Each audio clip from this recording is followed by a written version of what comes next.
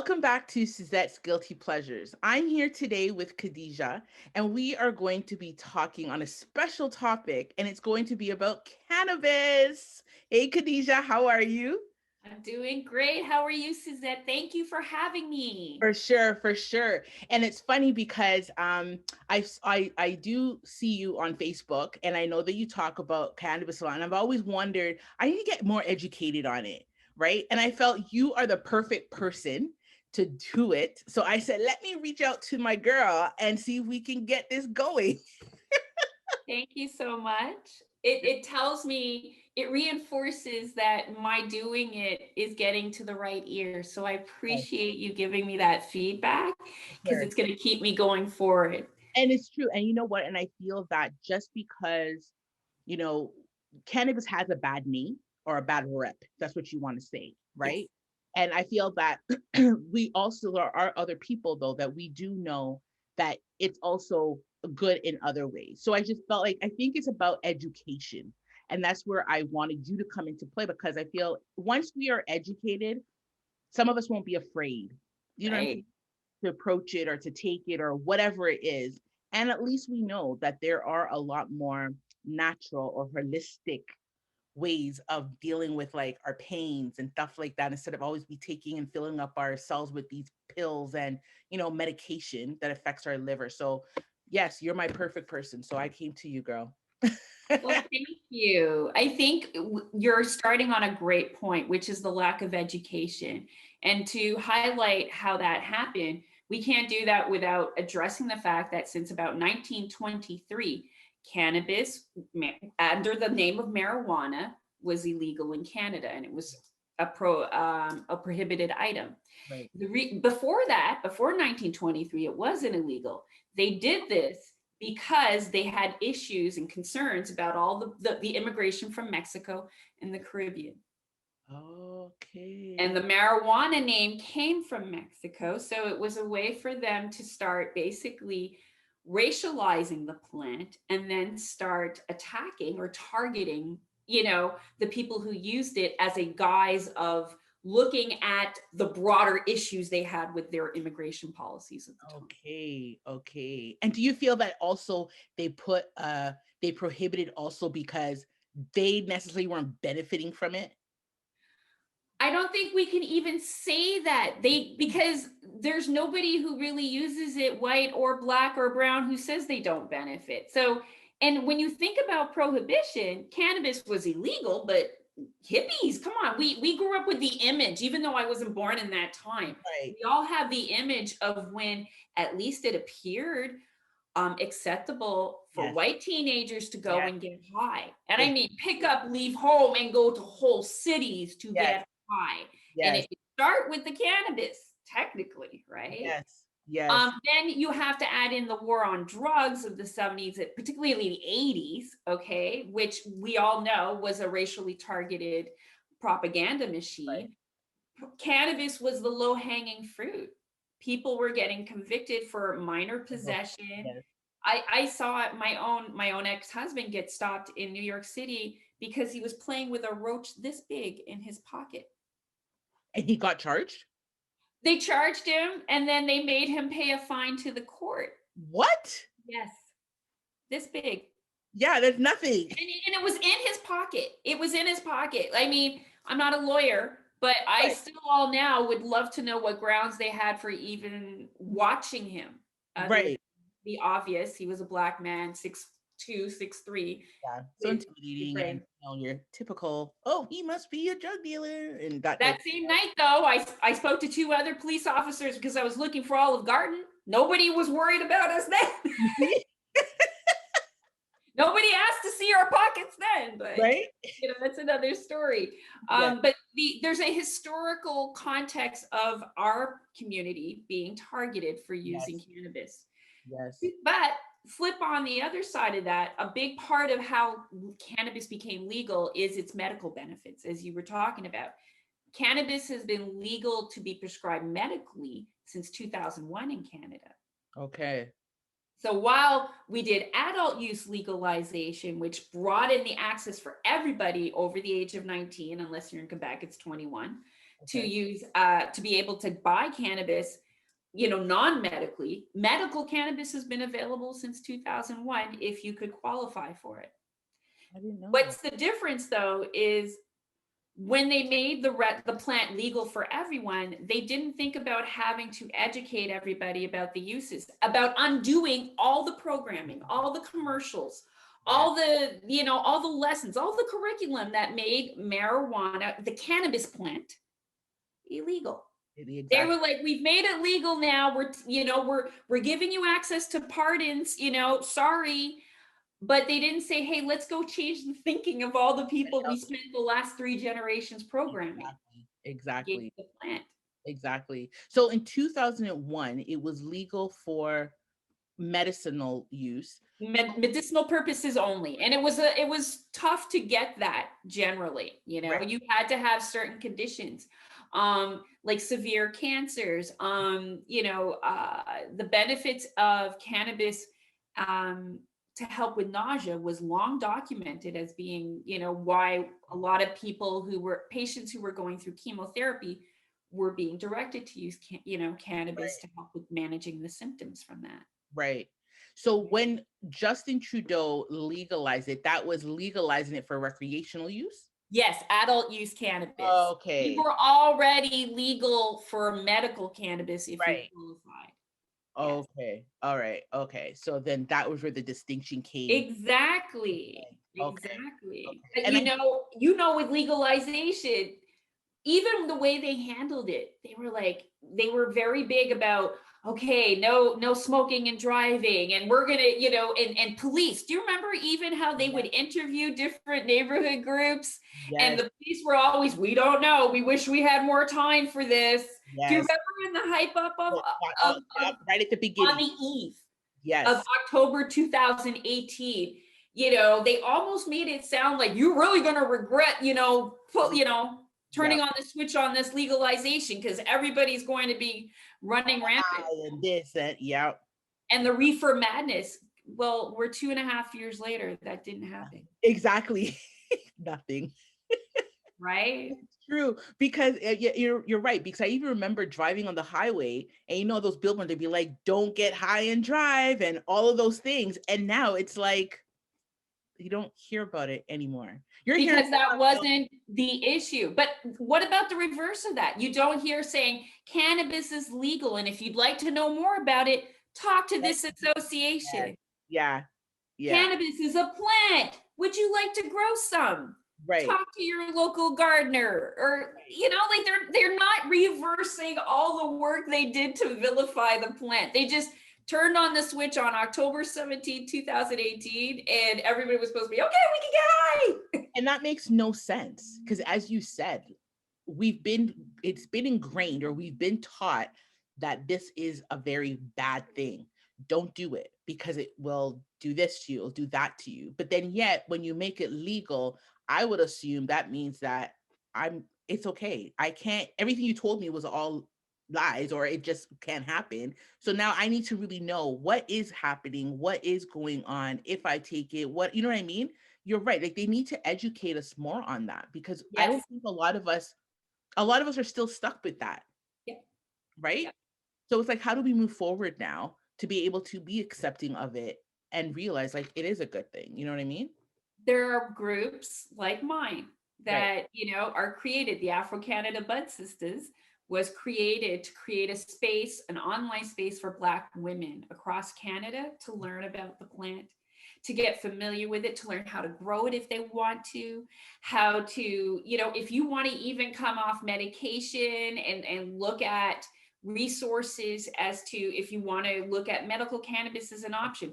We have posts that just discuss how to get in contact with clinics and, describing what the process is like. Right. We talk about how to go into a local dispensary and to pick out your own cannabis. We've taught women how to roll. I know I couldn't roll before my Right. business partner, Natalie Cox's demonstration with a chopstick. And Wow. I've smoked cannabis since the age of about 19, 20. And you didn't know But I how to could never roll. roll. No, no.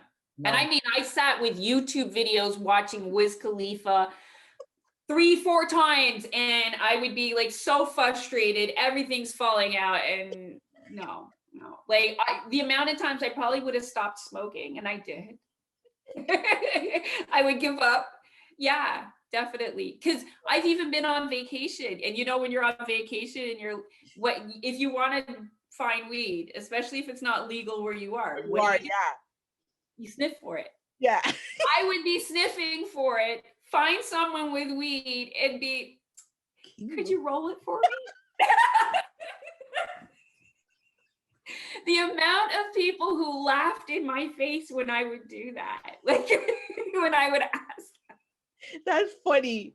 No, that is funny. You're smoking it, but I can't roll it. Can you help me? Right? So now we are empowering ourselves so that I could be like, let me go find a zigzag. Let me find a chopstick. I'm good. Feeling it. Yes. I could get Philly, like a Philly blunt or a backwoods blunt rolled around my chopstick. I good. I will never be stranded and unable to roll again, thanks to the Afro-Canada Bud Sisters. So it's called Afro-Canada Bud Sisters. Yes, Bud Sisters, because we're Black women. Yeah, for sure. We don't want people to assume otherwise, because that's the other thing. Our group is only for Black women. Right. We love the support of everyone else, and we get generous donations for our giveaways and our initiatives from other, fans of us. But it was important for us to have this space for Black women. And it was even more so highlighted with the events of George Floyd and even Ahmaud Arbery and Breonna Taylor. During a lot of that turmoil, we were each other's, like, holding grace for each other. Yeah. That and cannabis. Yeah, I was about to say, yeah, that's true.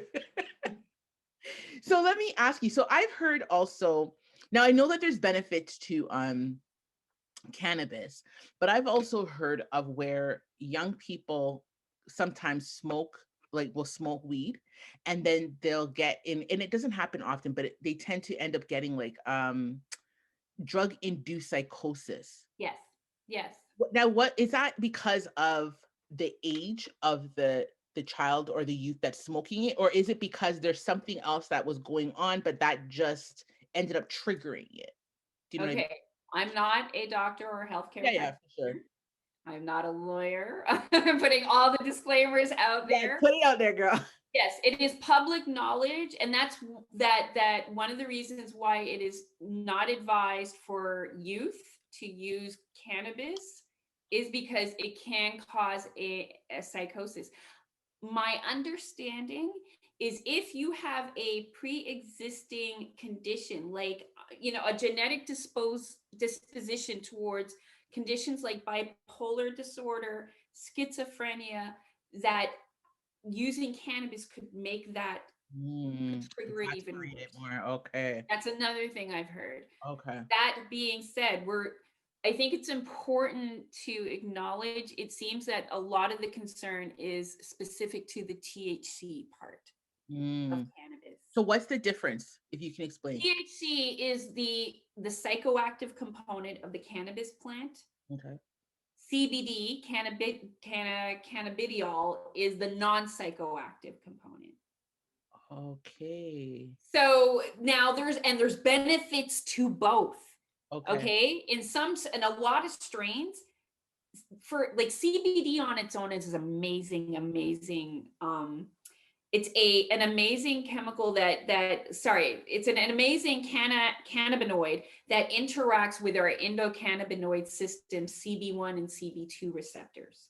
Okay. So CBD on its own works well with our endocannabinoid system, but there's an aspect of THC that makes it even work better. But on its own, you still have benefits for it. There's that have been found for it. And so there are CBD strains that are used, for example, for pediatric epilepsy and seizure disorders. So it is used, for example, for children, pediatric patients in special situations, Wow. but that's CBD without the THC component. Usually, that's my understanding. And Right. you can actually catch on Netflix a really great documentary called "Weed the People" that really talks about how pediatric the need for pediatric CBD or cannabis for pediatric patients spearheaded the changing legislation for medical cannabis in the UK and in parts of the United States. Okay. All right. Charlotte's Web is a very well-known CBD strain, and it was, I believe, named after Charlotte Figi, or like, I don't know how to pronounce her last name, Okay. but she was a pediatric epileptic patient, I believe. I think it was epilepsy or whatever condition she had was very, very severe. And she only got relief from CBD. And so her family, like, it was an illegal product. Right. They had to, campaign. People risk incarceration Just to be able just to. to get their children these things. So that's the other side of it, but it always should be medically supervised or in a medically supervised environment when you're doing that. Right. What you're talking about, the psychosis, is from The teenagers or youth getting their hands on regular cannabis. Okay. And that's because of the THC part of it. Yeah, I believe personally it's the THC that they're worried about that would trigger the Right. psychosis. Okay. But this is not like me being science, a Yeah. science. You're not a doctor or nothing. Just from what No. you hear or what you've read online and Yeah. stuff like that. Yeah, that's fine. Now, is there a difference in regards to, and I know you mentioned something about strain. What's Yes. the difference? So, and I need to get caught up with all the lingo too and stuff. But like, what do you mean when you say strain? Is it based on like, yeah, just what do you mean? Okay, so a lot of strains, okay, the real word is supposed to be cultivar when you're talking about the property. Like, it's a cultivar because it's a plant, right? So the real term should be cultivar, but in cannabis culture, we've called it forever strains. Okay. Now, strains used to be typically, and they still are for the purposes of Canadian retail stores, divided between indica, sativa, and hybrid strains. Okay. And Okay. then after you get to those levels, then there's the CBD versus THC within those strains. Okay. But the reality is, the sativa and the indica labels is more discussing the attributes of how that plant grows and not about the terpenes within the plant that give you the effects or enhance the effects you're seeking, whether it's a high that makes you feel uplifted and happy or a high that relaxes your body and lets you veg out, or a high that makes you feel productive and focused. There's so many different effects people use cannabis for. Right. Yes. So the correct term is cultivar, but Right. retailers call them strains. Okay.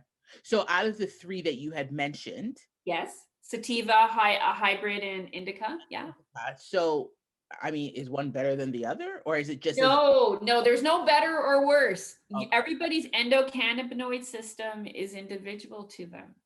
Okay. So if you're looking from a medical purpose, you actually are looking at the terpenes, whether it's the limonene, which is the same type of profile that you find in lemons, for example, or pinene, which can be found in pine and certain types of other plants.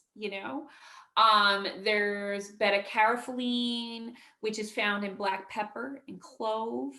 So you get what I'm saying? Like, Wow. the Okay. terpene profiles of cannabis plants are the same types of terpenes that are in a lot of the herbs and plants That we we have use. around us. Yeah, and that we use. Lavender has linalool, which is another popular terpene.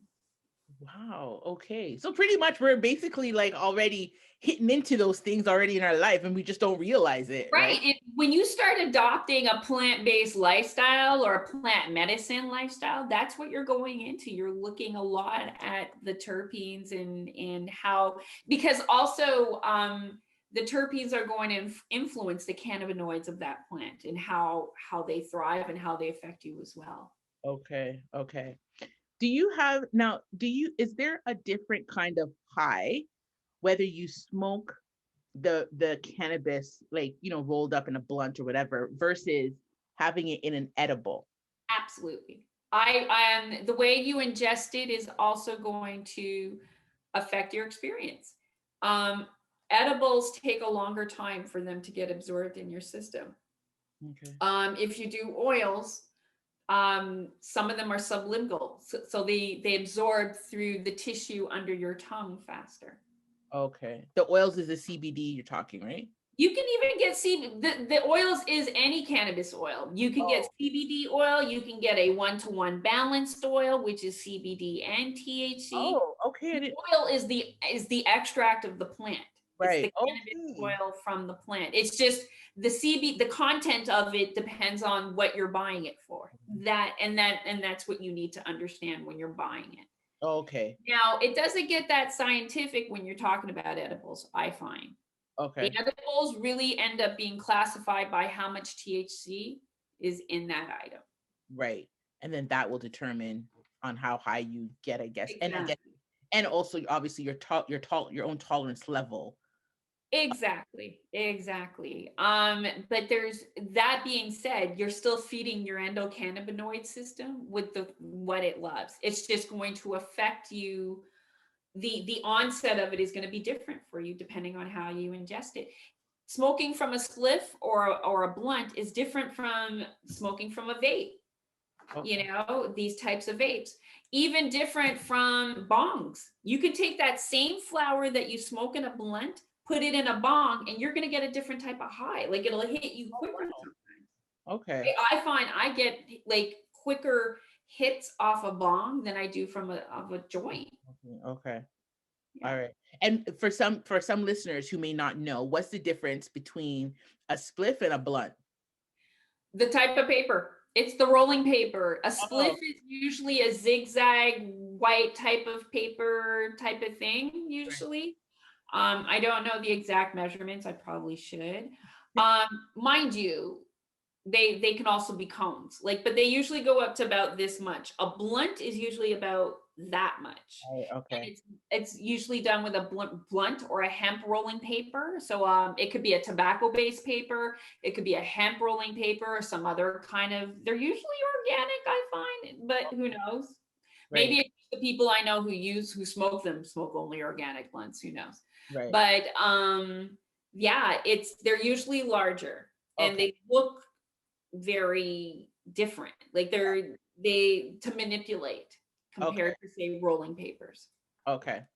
Now they say that, I know before in the past, right? And I don't know if they're still saying it now, but I know that they used to say that uh cannabis, marijuana can be addictive. What do you say to that? I I think it can be addictive. And I think if you have an addictive personality, it's not going to be that different than telling the person who uses alcohol. If you have an addictive personality, you're going to go to extremes with alcohol too. For sure. If you have an addictive personality, you play poker, you're going to get addicted to Texas Hold'em. Okay. I don't think it's any more addictive than any other medication if you're using it for a medicinal purpose, Right. really. Yeah. It's just, and the reason why I asked that question, because you are right, it really depends on that individual. But the reason why I also asked that question is because I know that they try to use that to bring out the negativity, the negative, the negativity of be using marijuana. So that's why I was asking, because as you said, it not only depends on that person, but it's just the same as if you are addicted to anything else, whether it's porn, whether it's, as you said, like even pills, right? And stuff like that. So that was why I wanted to ask that, because But I think too, it's a great time to ask, well, what are the signs of addiction? If you use a lot of it, are you using it therapeutically? If you're using a lot of it, then maybe and you have anxiety and it's helping you sleep at night, then that is should, that an addiction or are right, you're just self-medicating with it? right, right. Right. Yeah. And I honestly encourage, if those people who question that, are confronting themselves about that, then have a discussion, with your doctor, and also consult with a medical cannabis clinic, because it could be that, the other medications you have, or the conditions that you're not dealing with, could be addressed with medical cannabis, and you could be a candidate for it. You For don't sure. know, right? Yeah. But I think we need to, as a society, understand that what we were considering cannabis addiction was people self-medicating. Right. And that is usually what they were saying, is because, oh, they're self-medicating. That's why they're so addicted to it and things like that. So, I mean, you're right. It ties in together. But then you have to ask yourself, though, what's the destruction from that addiction? I'm a medical cannabis patient. So I'm using cannabis from within half an hour, maybe, of waking up until I go to bed at night. Mm-hmm. I'm not wanting to stop it. Right. So does that mean I'm addicted? Well, no, I'm a patient. I'm productive. I'm earn my income. I meet all my deadlines. I take care of my child. So is it an addiction, or is it my maintenance? And Right. it's what's keeping me going in my medicine. Your life. Yeah. Maintain your life. Right. So if I know I'm using it to the same degree, even financially, if not more than the person who's accused of being addictive to it, what's the difference? That I'm productive? Then you got to look at that. If somebody's just smoking a pot and playing video games all day and eating pizza, it's not an addiction to pot that I feel that is causing that. That's depression. That's other things. Yes. That is not being dealt with. And no matter what, if you have underlying conditions, no medication will really help you till you deal with it. True. Very true. I like that. You're right. You're right about that. You're right. It's really all about to the person, right?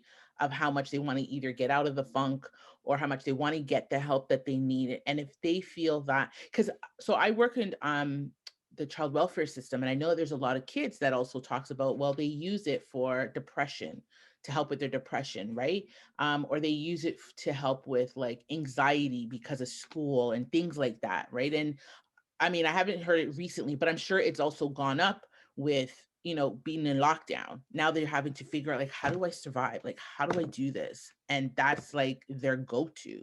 Right. And I'm comfortable saying, I don't think cannabis should be the answer. That being said, if a child is being faced with being medicated with an antidepressant or looking at a CBD, I would love the doctor to consider both options, especially as they're 14, 15, 16. Yeah. Just because you get what I'm trying to say? No, I do. My preference is you don't medicate them at all and deal with what's causing the anxiety. But if you were going to go down the road to medicate, I don't see how cannabis could not be considered if you were going to medicate a child with an anxiety medication. Do you think that doctors are even educated? No. Enough? Okay. I didn't even have to let you finish. And the reason why is because with the legalization, first of all, I even saw with my own doctor.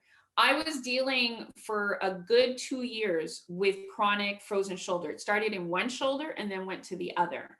Yeah. And at night, when you have a bad shoulder, if you roll around in your sleep, you wake up with the pain. Yes. Smoking a joint at night was the only thing that was allowing me to just sleep in one position. When I talked to my doctor, because I didn't have a dealer and I didn't want to have to go, exactly. the barber or whoever, and if the barber didn't come through, I'm asking, 2 ex-boyfriends ago. No. So I asked my doctor and I was like, I'd like to look at getting a referral to medical cannabis for my shoulder pain. He's like, oh no, I don't know anything about those things. You would have thought I asked him to take me to the alley behind our clinic and find me a dealer. Right. This was 2018 January. Right. Legalization was coming in October. My doctor showed me he wasn't even interested in educating himself in January 2018. He wasn't interested in even doing a search for medical cannabis doctors for me. It was like, I just don't do those things. Right. We as the patient are going to have to advocate. Now, my doctor knows I have a medical cannabis prescription, and it was an involved couple conversations when I told him I want to come off the antidepressants and use medical cannabis.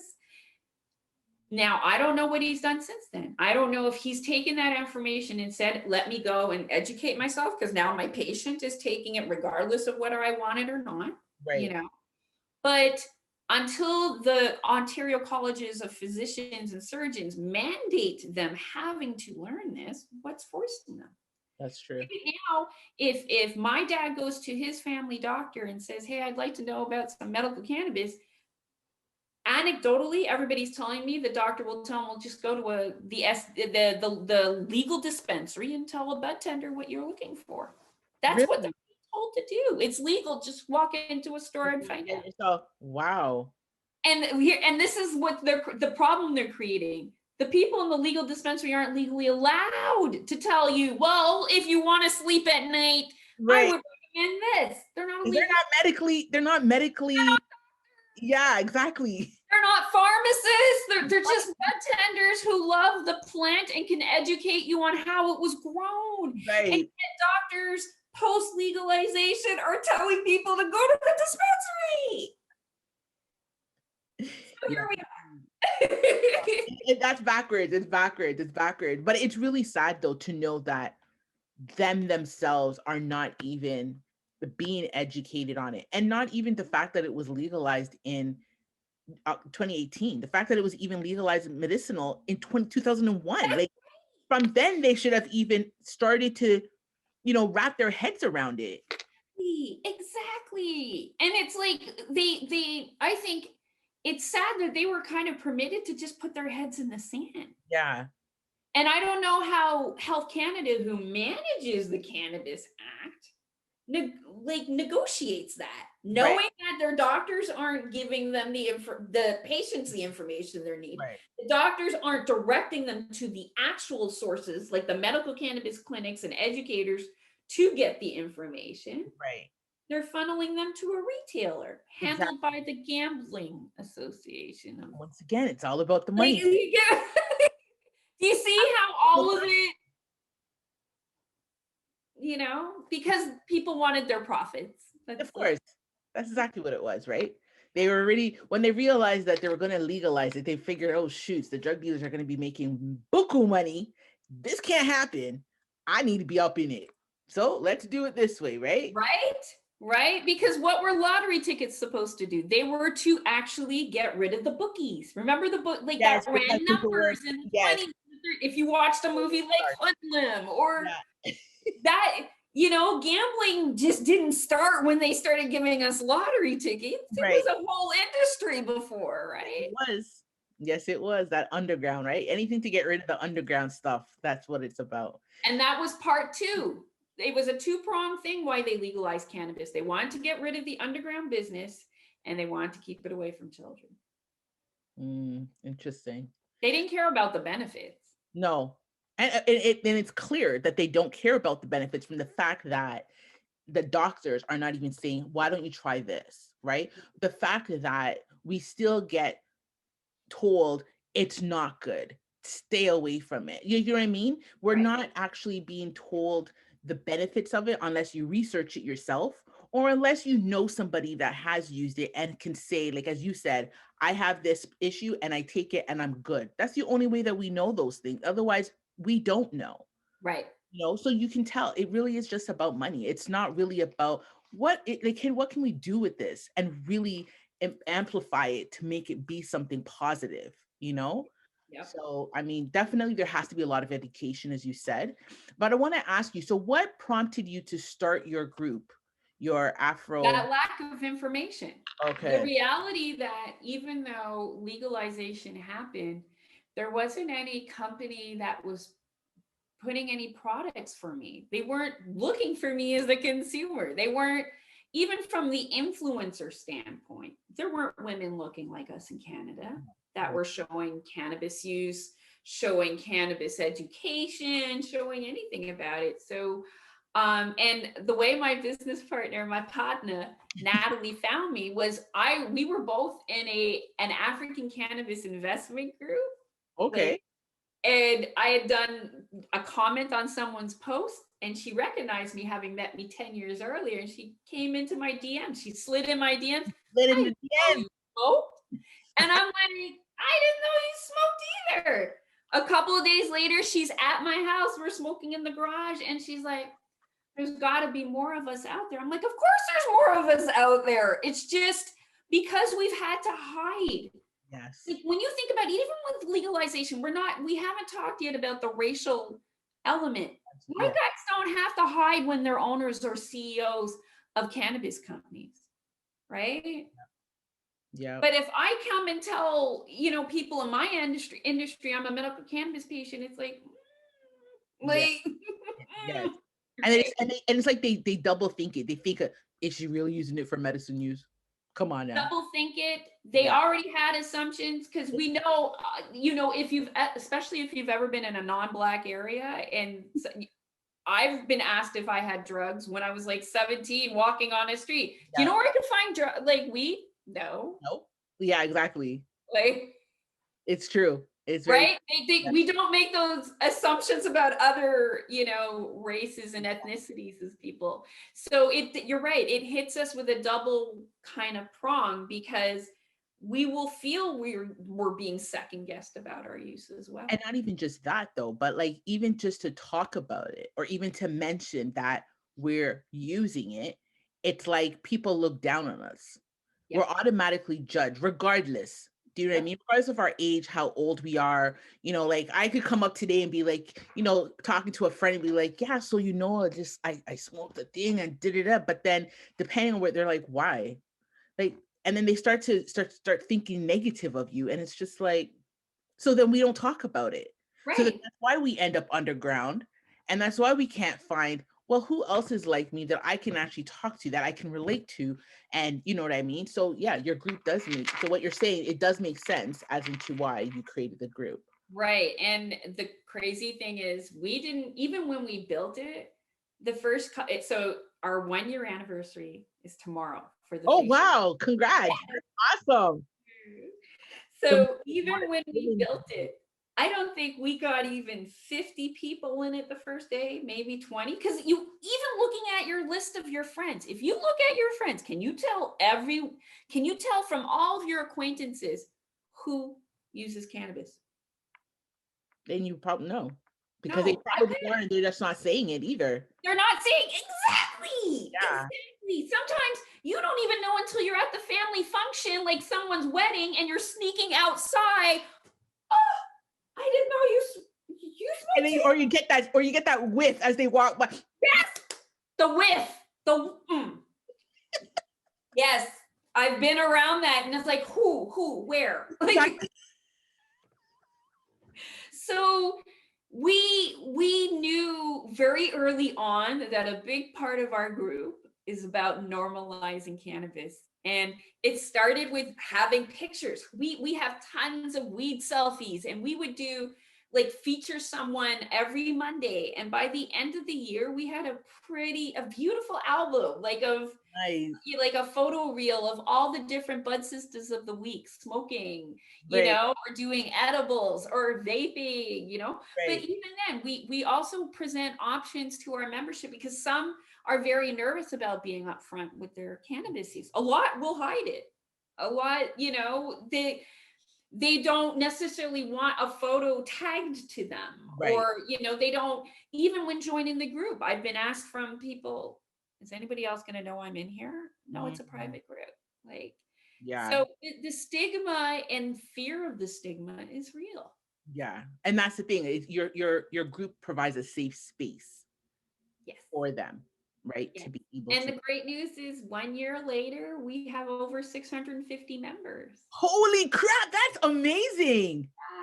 And is it all in Canada, or is it throughout? Mostly in Canada. I want to say we've had about 100 Americans come on. Oh, that's But good. it grows every day. And then our followings on social media, like 2,000 on one file and 1,500 on the other account. And Mm, this is, well, like I said, knowing we were saying offline before, social media is not cannabis friendly. So no, the ability to even grow our group in an environment where we're always under the threat of being banned, even though we're not selling cannabis, we're not selling any products, even right. we're You're just educating. informing and telling people different things, whether it's, hey, this is what a product we've heard of, or have you heard of this device? Or if you're looking for a lighter option, or, like we just, we're not selling things, just Right. information sharing. Yeah. And yet we risk getting, banned with every post. Wow. Wow. And So other groups are, like there's cannabis education groups for patients that get locked by, have been locked off by Facebook and then have to appeal to get it reopened. see, and that's And crazy. that's education. And that's the thing that I don't get, right? I don't understand. You're legalizing it, but then yet you don't want us to be educated about it. Like that sounds like that just sounds dumb. You know Take what it a step further. They legalized it. And even if when you want to start a business here, you're going to pay more potentially in license fees because it's cannabis. You'll pay more in potentially in insurance fees because it's cannabis. But what does that have to do with anything? You could have difficulty finding a bank account to handle your transactions or one to process them. Banks are nervous about cannabis because the Americans haven't federally legalized it yet. So are you saying that because the Americans haven't, we need to follow them, then that's why we're afraid? We're two completely different countries, people. I Hello. know. Makes no sense. It doesn't make any sense, especially because a lot of the things they were afraid of that made it high risk haven't happened. Okay. And that, I guess that's the other thing too, right? Now they're like, oh gosh, what's really going on? Like, how bad is it really, you know? Right? So I have a But question. you still have, but every decision goes to show you with legalizing the plant, that's still board members you got to change their minds of in banks when you want money from them. It's still, the underwriters at insurers. It's still the educators at colleges and universities. Like everybody has to become educated about the plant. The HRs at everybody's company. Yes, exactly. Because let's be honest, if I'm doing cannabis downstairs, you can't vilify me for it. Exactly. Exactly. But No, our HR is being properly educated on it. see, that makes sense. It's all about education. Literally, it's about education. That's really what it is. You know? Yeah. But it's new still. It's a new industry. It's only 2.5 years old. It's new legislation. They're going to start reviewing it this October That's 2021. that's good. The Cannabis Act is supposed to be under review by the government, and they've been going on town halls and getting feedback from all So they kinds of have been different doing that. sectors Okay. about what they did wrong the first time.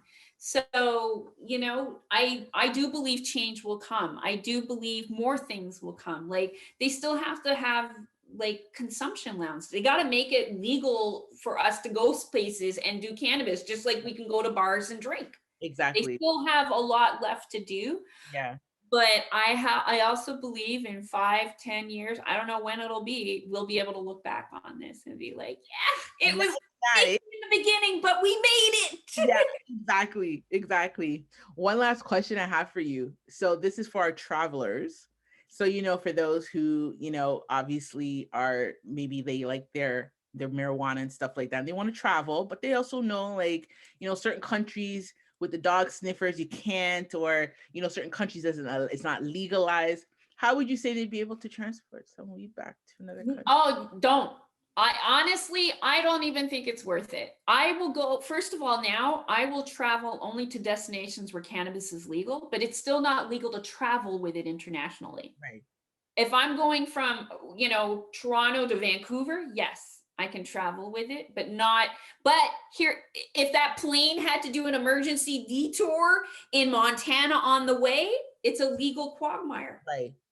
And they discuss that in the boarding passes and stuff. So like it's not worth it to try to travel outside of Canada with it. But if I'm going to a travel destination, like whether it's Vegas or wherever, I'm smoking all I can and then throw out the rest and get on the plane. Yeah. Like What about if you were to travel with an edible instead of the actual weed? Would it make a difference? I don't think it's worth the risk. It's still not worth it. Okay. I just don't think it's worth the risk, to be Yeah. honest. Okay. And the reason why I was asking, Especially because what am I, like, you're talking about coming back with it or bringing it there? like bringing it. So my thing is like, for instance, because I was thinking, not that I would do it, but I was thinking that with the edible, it'd probably be easier because one, the smell is not as strong as if it was like the bud, the Yes. weed or whatever. Oh, it's easier to not get caught, Right. but it's still, you're still conforming to the laws of the land that you're going to. So you got it. Maybe it's me, but Broke Down Palace scared the crap out of me. Okay. Do you remember that movie Broke Down Palace with Claire Danes? It was Claire Danes and I think Kate Beckinsale, and they were traveling as teenagers in China and got caught with a little bit of weed. And next thing you know, they were in jail. Like, nah, man, that ain't, I'm not built. I need to watch that movie. What is it called? So I'm just not, like, it's not worth it. I think if you're going to a place that has it, just buy it when you're there. Down there. Yeah. Yeah. You know, save yourself the fear. For sure. For sure. I really appreciate this. It was a very educational, to be honest, lesson for me. And even just being able to understand the strains, the difference between the CBD and the THC, because I really was always confused when I heard those two terms, you know what I mean? And as you said, just even being able to understand that we need more education on these things, right? It's not just, yes, we can Google it. Yes, we can research and do our own, but I feel that the government also needs to somehow step in, or our own municipalities need to talk about it. Because if we're having these dispensaries open up in these towns, like, okay, yes, we know that if you're 19 and if you're under 19, you can't enter, but it doesn't matter, because at the end of the day, are still people understanding whether the benefits of it or what is the purpose of it and things like that, right? So Right. what the knowledge you've given today has been really helpful, and I really want to thank you for that. Do you have any last words for our listeners? Thank you for sharing sharing your platform with me and with the Afro-Canada Bud Sisters.